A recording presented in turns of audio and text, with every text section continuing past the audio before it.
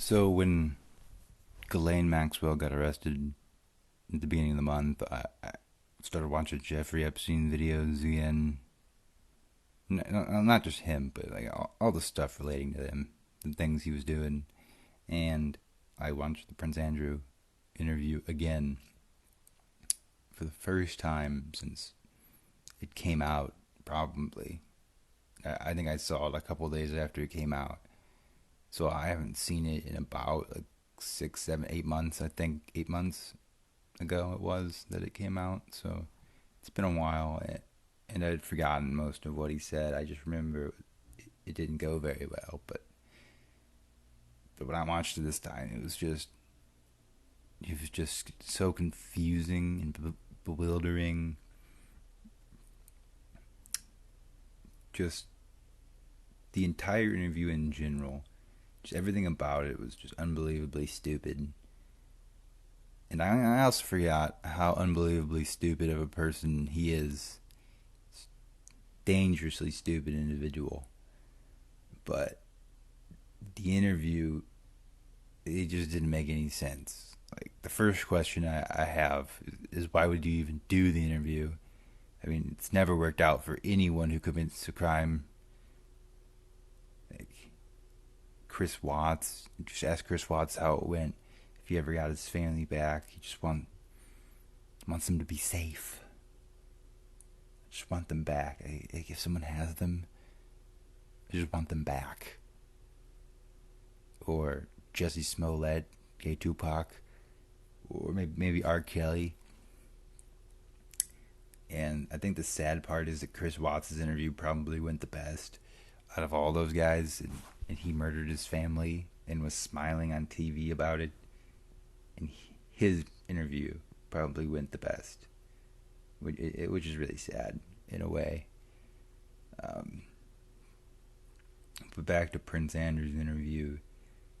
Obviously, the first thing was why would he even do the interview? But let's say he's doing the interview, and then another terrible part is he set it up. He set it up. He volunteered to do it. It was his idea, and I just don't understand how he could possibly have think that was a good idea. Like, they didn't ask if they came to him. It'd be one thing, but he came up with the idea, or at least someone he did, or someone who was working for him did. So that was my second issue. And then third was the interview itself, which is just a train wreck. Train wreck of an interview. Just 49 minutes of him digging himself into a hole and going deeper, deeper, deeper into stupidity. And the worst part is that I've heard, and I've heard a couple people say, and I would believe this, is that he thought the interview went well, that somehow in his ridiculously stupid head, he got it into his mind that went well, that made him look better, and I don't even know what to say about that. Like, this is the stuff I would think would be hilarious. I usually find it pretty funny, but this time it was just confusing. Like, at one point, did you think that was going well, man? And then another sad part is, well, obviously, the whole thing's really sad in a stupid way, and the victims of everything, of all of this Jeffrey Epstein stuff, sad. But Jeffrey Epstein got arrested in July of 2019. July 6th, 2019, and he did the interview in November 16th. So that's 4 months. You got 4 months to come up with something, and he's got a lot of money, so he's probably got a great PR team. Obviously, clearly he didn't listen to anything they said, because if they came up with it, they need to be fired. So I'm just going to imagine that they're giving him at least decent advice, and he's just not taking it. So that's probably pretty frustrating for them. But even if he was coming up with all this, if he was going to come up with the stuff himself, he was like, come on guys, okay, I don't need your advice, get the fuck away from me, I can do this myself, I'm a fucking prince, I'll think of something. And he has 4 months, a little over 4 months, 10 days, to come up with anything, and the best stuff that he comes up with is, one, I couldn't have been at that party because I went and ate pizza with my kids, which doesn't make any sense to why you'd remember that. And then he can't sweat, which was probably the worst one out of the 3 that I'm going to mention. But that just explains itself. I can't sweat. Like, who was going to believe that you can't sweat and that you can now sweat and you're sweating right now?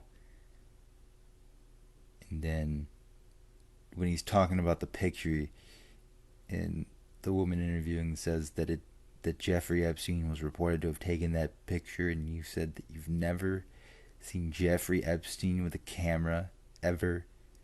And even though that every cell phone since like 2005 has had a camera in it, I don't even know if you can get a phone without a camera in it anymore. And maybe if you go buy one from 1990, you might make that happen, but I don't think that anyone was going to believe that.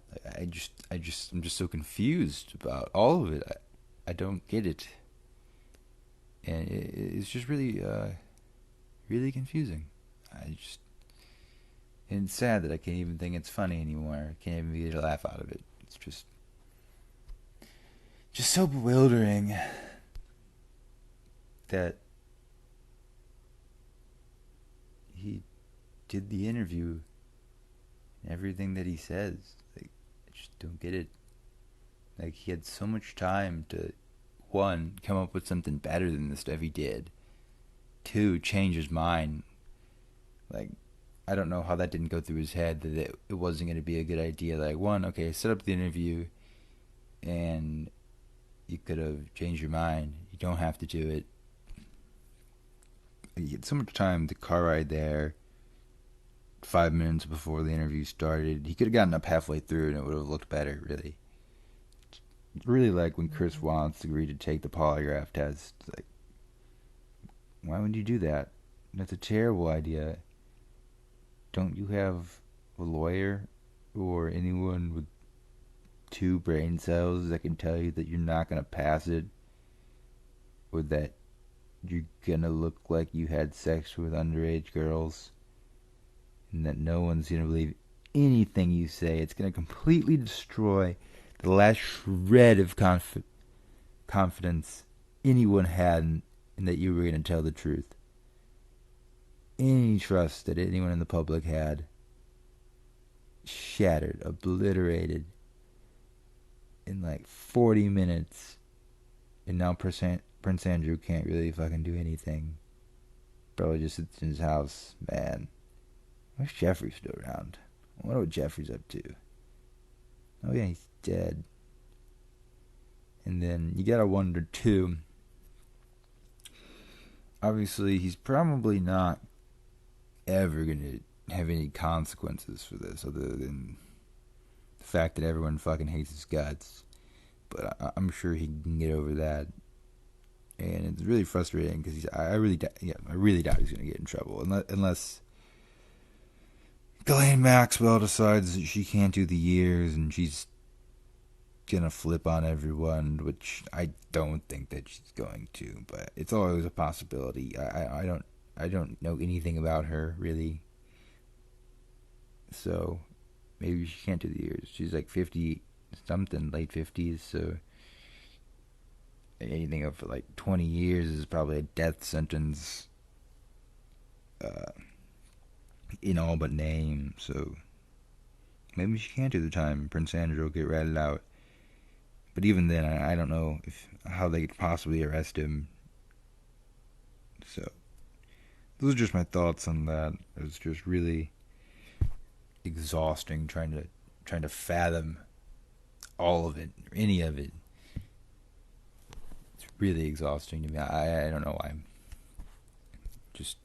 how he thought it was a good idea, any of it.